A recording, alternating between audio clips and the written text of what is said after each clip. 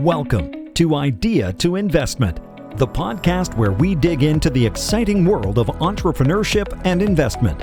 We tell the stories of the tech creators doing innovative work and the investors who back them up. Along the way, unveiling the fascinating journey from the birth of an idea to scoring crucial investment. We highlight the voices of entrepreneurs, showcasing their grit and creativity, all while gaining insights from the investors who believed in those dreams. Get ready to be inspired, stay informed, and stay tuned as we explore the awesome collision of ideas and investments.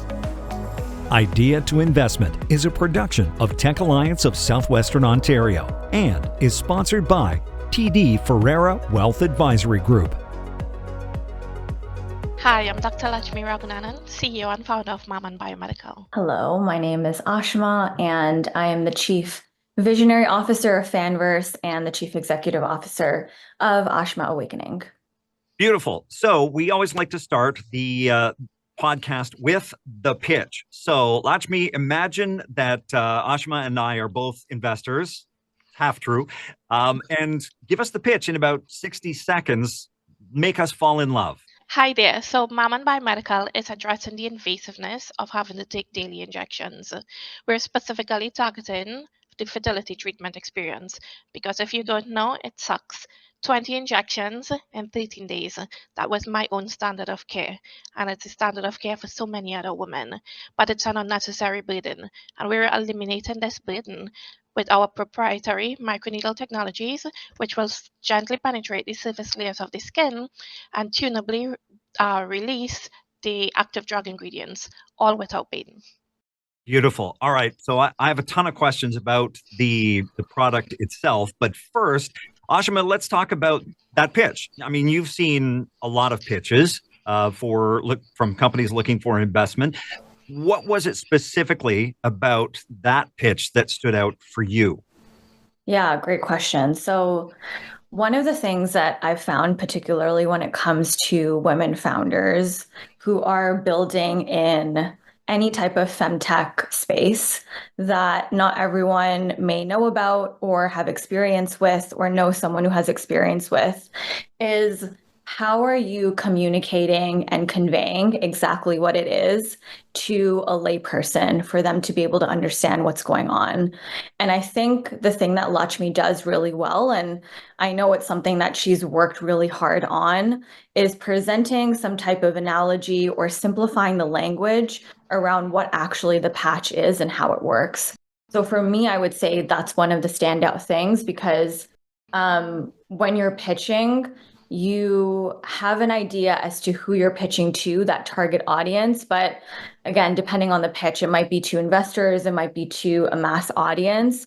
How are you conveying your message in a way that it resonates and it lands and people get what you're saying, especially when you only have 60 seconds to do so?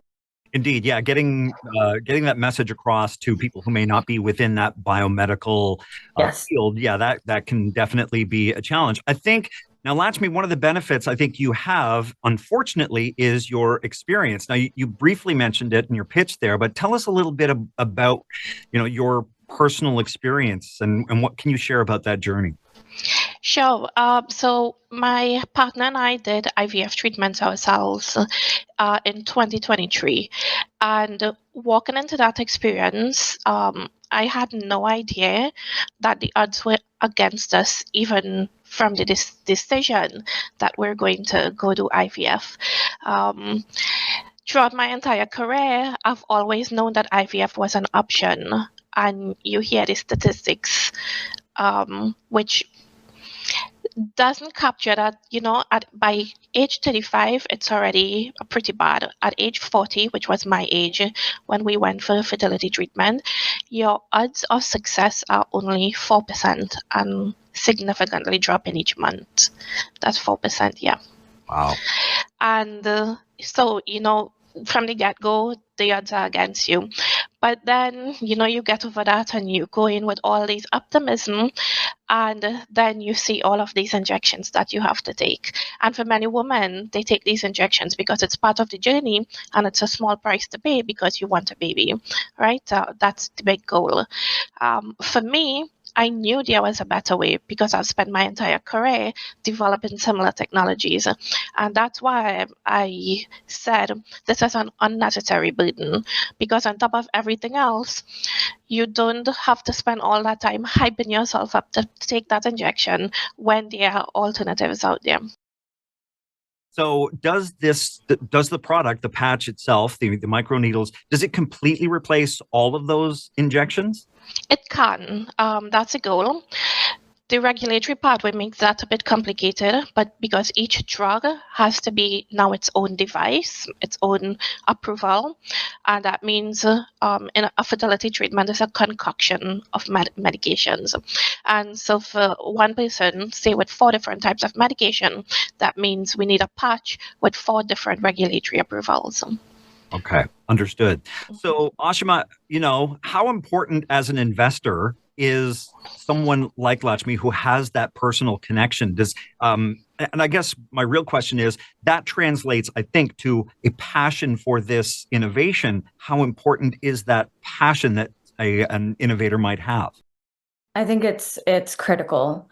Given Latchmi's personal experience going through IVF, and also Latchmi's experience professionally, the experience and the expertise that she brings, I think those 2 buckets are so critical. Something that you just mentioned in your question is this idea of when you're pitching to investors, when you're presenting yourself to investors, when you have a story that is compelling because you've gone through the treatment yourself, because you've gone through the obstacles or the challenges that have come with you and your partner wanting to start a family, but not really knowing how it works or why it's so painful or why you have to do XYZ things, that type of story not only speaks volumes, but I think being an entrepreneur is such a relentless journey.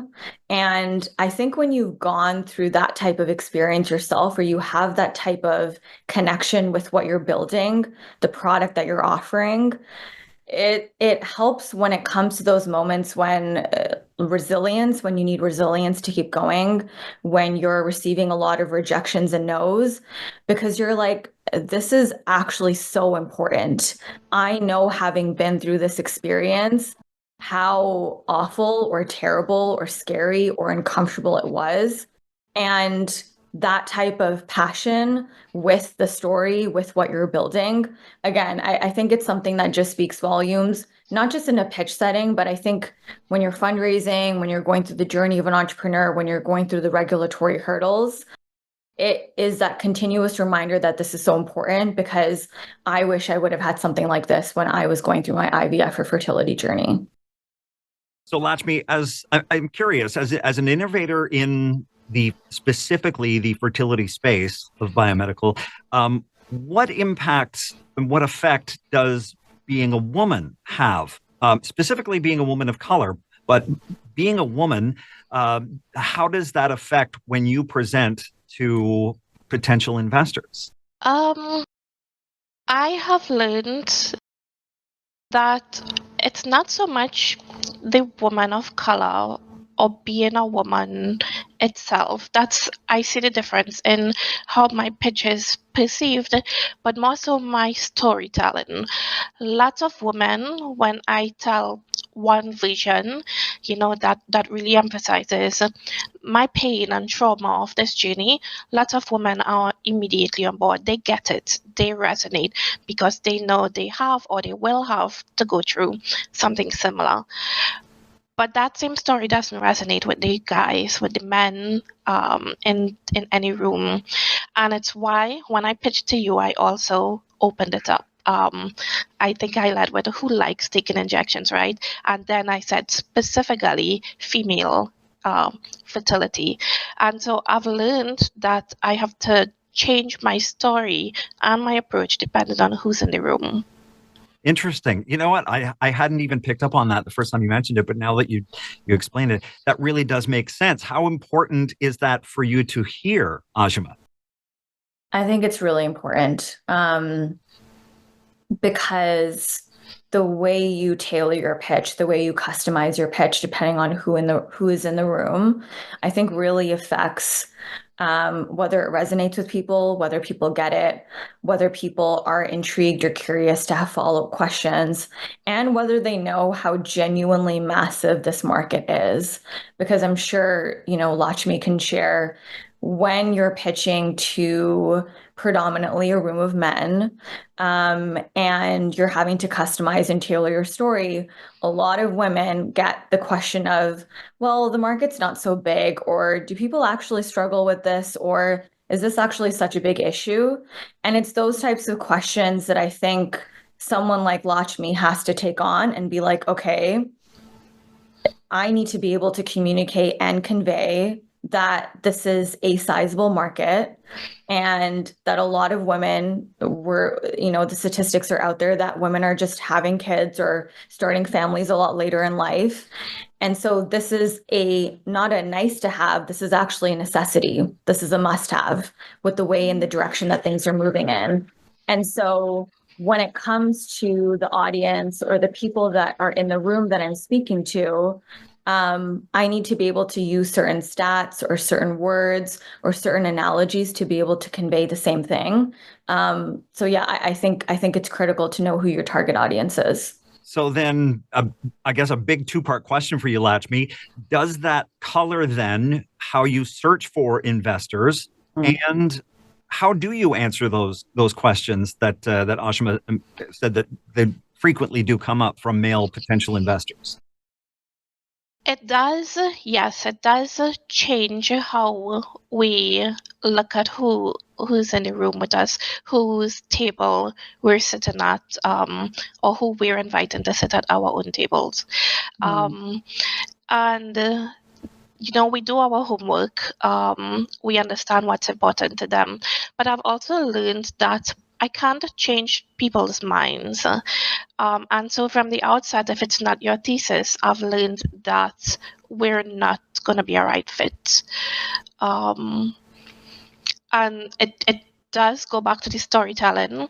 If I think we're in similar spaces where the story will resonate, then I will work hard to tell you a story that resonates with you, and one that, moves my own story along too. So, Ashima, I do want to turn a little bit to you and your journey, because you've had an equally interesting journey to investing. You call yourself a recovering lawyer. Explain what you mean when you say that. Yeah.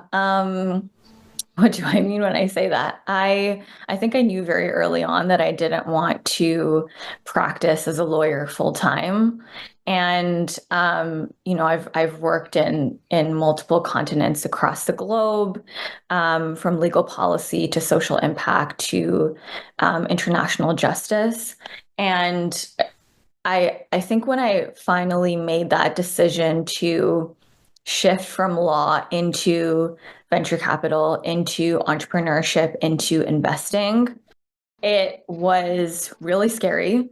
And I say that because we are inundated, not only, I would say, in the profession of law, but I think just even speaking personally, culturally, to have this idea of, A leads to B leads to C, very one track, linear type of career path.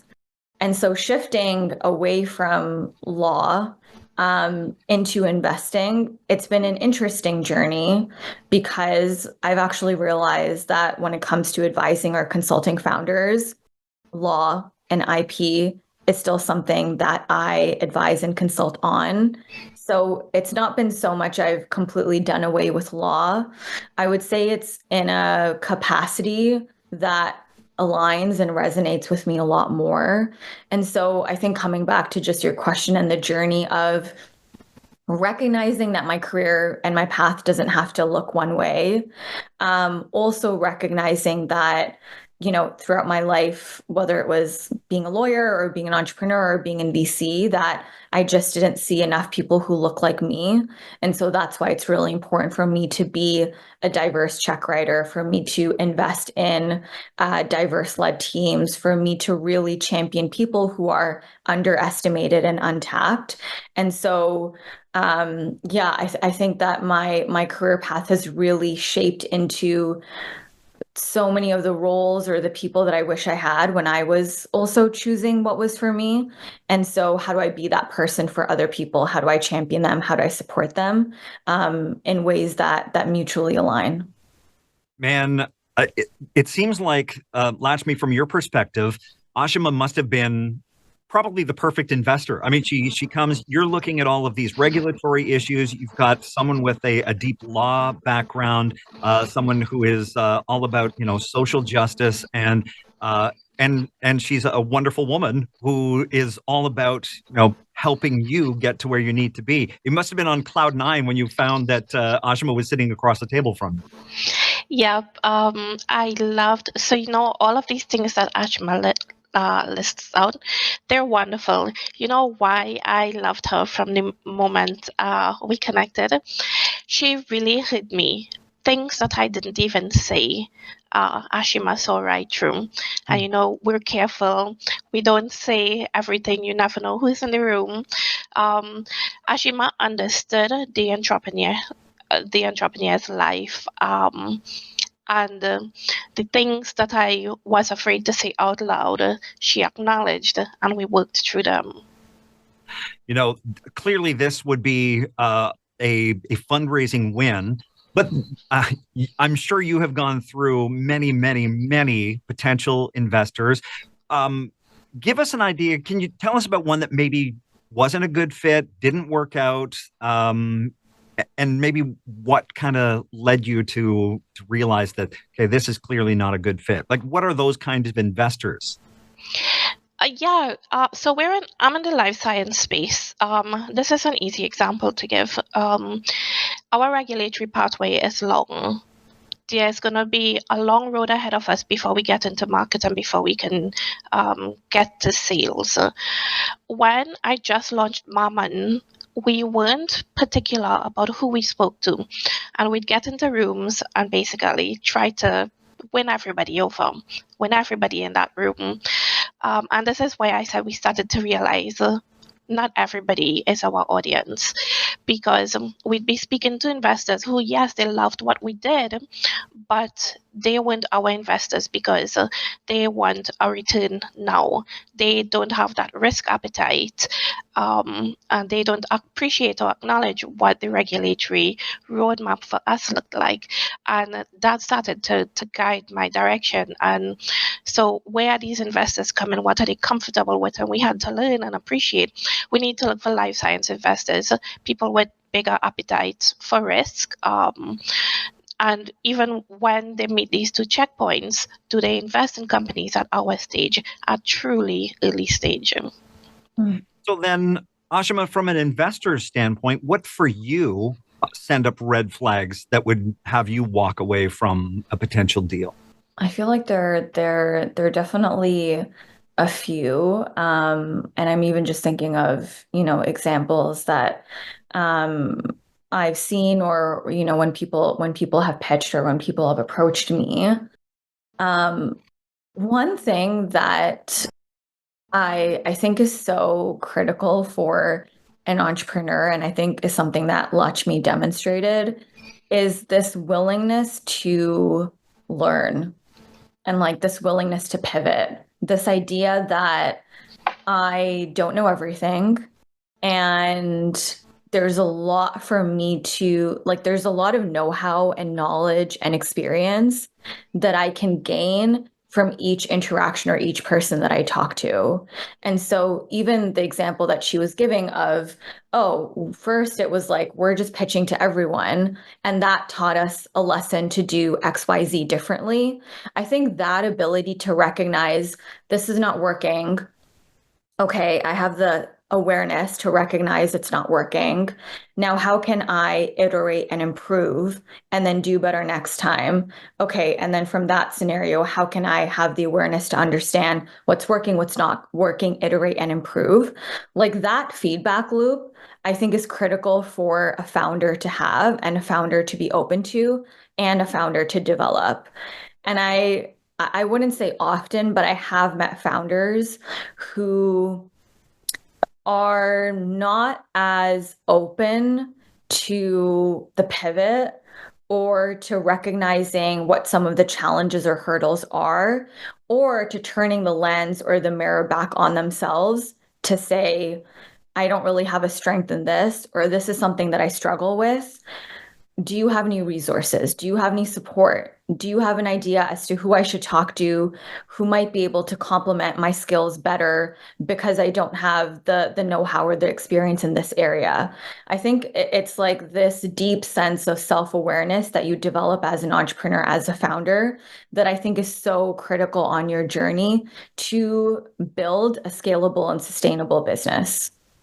It must be a balance, though, and Latchmi, tell me if this is accurate. I mean, as an entrepreneur, you have an idea, you have a plan in your head, and it's going to follow certain steps. But then you come to a point where you need to pivot, and that might take you off of that path that you've laid out. What makes that possible for you, and is that a difficult thing to change direction a bit? Oh, that's a very complicated question. Great. I always have my eyes on the bigger picture, on the end goal. An analogy I like to give, and one of my mentors actually used this and it resonated with me. There are many ways to climb a mountain, and the goal is to get to the top of that mountain. But you can take many routes, and those different routes are the pivots along the way, and the goal is to get to the top of that mountain. That's how I see our journey, and so each change, each pivot that's required, it's eyes on the bigger goal. Is this necessary? Where is it leading us to? What's the return? What's the cost? Basically, I'm very data driven too, and so you visualize these, you map these, and you see how it impacts the bigger picture, and then something else I've also heard from someone else, I can't remember who said this, but as founders, we need to be comfortable making decisions without information when it's required. And for somebody who's very data driven, that really resonated with me because we make so many decisions every day. And yes, we do have to make the best decisions with the least data, trusting that it's the best decision. So let's talk about specifically the fundraising aspect of this venture. Latchmi, I think a lot of founders can get caught up in fundraising for their company and becoming the full-time job. How do you balance that with what must be a very busy part of what you do? Yeah, so I'm not just CEO, I'm also CSO in my company.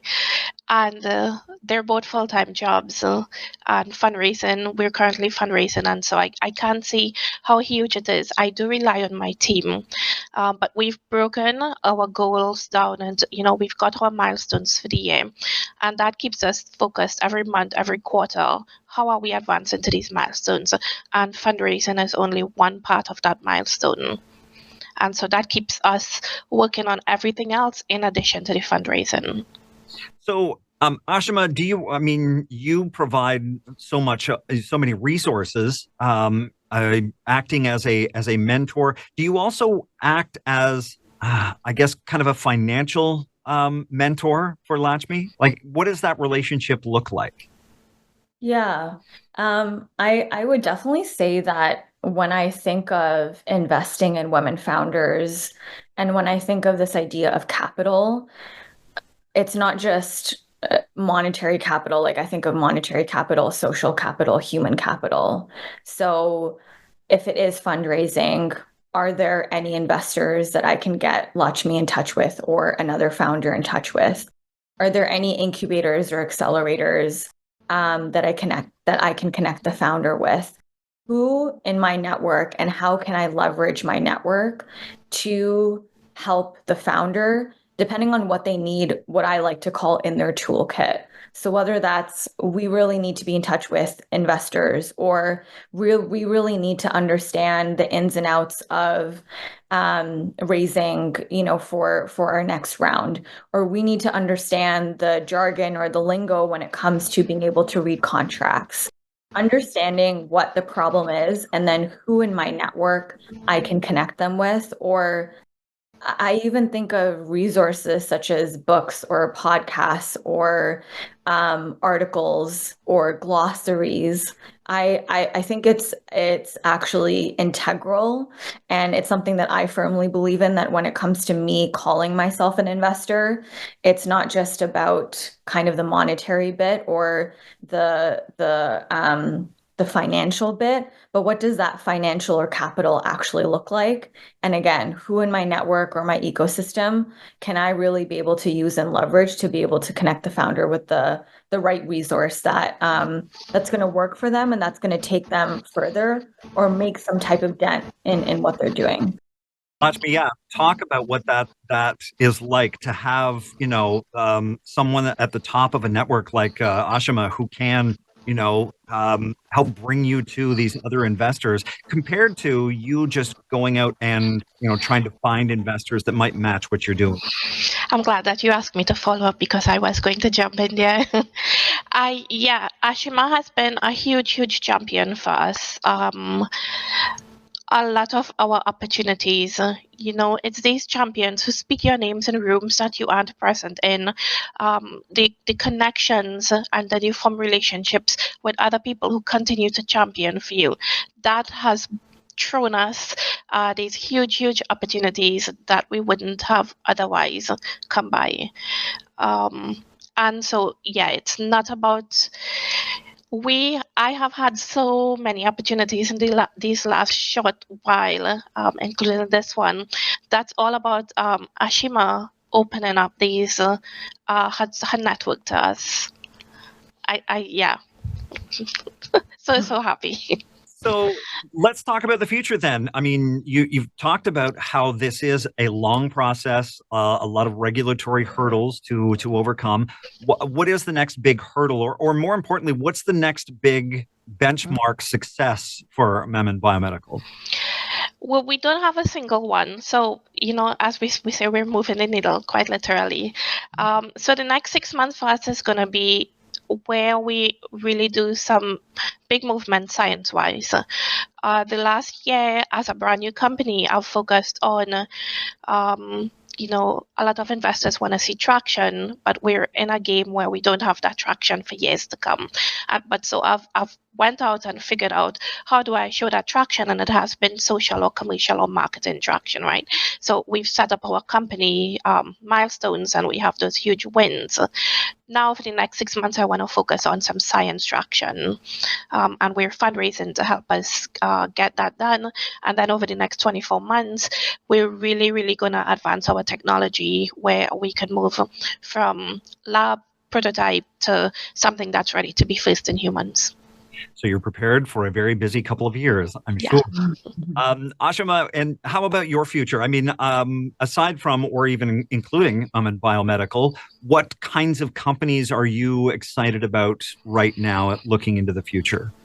Yes. I would say one of the major gaps, or like untapped gaps, untapped markets, is the intersection of women athletes and health, and the conversation around being a mother or starting a family, and how many athletes don't really have anyone to have those types of conversations with, don't have the experience or expertise to understand their life cycle or lifespan as an athlete, and how that affects the way that they want to start a family or the way that they want to be a mother. And so I think that's actually a really interesting intersection and an untapped market. And then generally, I would say I love working with women founders. I think that's just, like, I believe in putting more capital towards women founders and funders. Health and wellness and sports and CPG, I would say, like, are really my sweet spots. So yeah, I'm so excited about what that looks like, and all of the founders who are just building incredible ventures, who have stories to share, who have a why, and are just really are just ready to kind of break the status quo and disrupt markets globally. Well, that's what this podcast is all about. Can't wait to talk to some of those. We may be talking about a future investment not too long. We always wrap up the podcast, though, with the same question, Latchmi, which is for you. If you could go back in time to a period before you maybe had experienced some of those hurdles, some of those more challenging times, and give yourself one piece of advice that might have been able to help you get past those, what would you say to an earlier version of yourself? I wouldn't say we have had huge challenges, and we continue to have, and it's just the nature of the type of company that we are. But I have been pretty good at knocking down these walls. I keep knocking until they come down. And so I haven't let our challenges stop us, per se. And so there is nothing that I can really point to say I would redo. I love that. That's actually one of the most common answers, which is it's the challenges that make us stronger for future challenges. So I think great answer. Well, it's been such a pleasure to learn about this fantastic innovation, this literally life-changing innovation that is, as you say, Latchmi, moving the needle. And I can't wait to see where it goes from here. I thank you both so much for joining me. Thank you. Thank you so much, Ken. Ashima. Thank you. Idea to Investment is sponsored by TD Ferreira Wealth Advisory Group and is made possible by Tech Alliance of Southwestern Ontario. If you'd like to learn more about Tech Alliance and the resources available to entrepreneurs and startups, go to techalliance.ca. My name is Ken Eastwood. Thank you so much for joining me.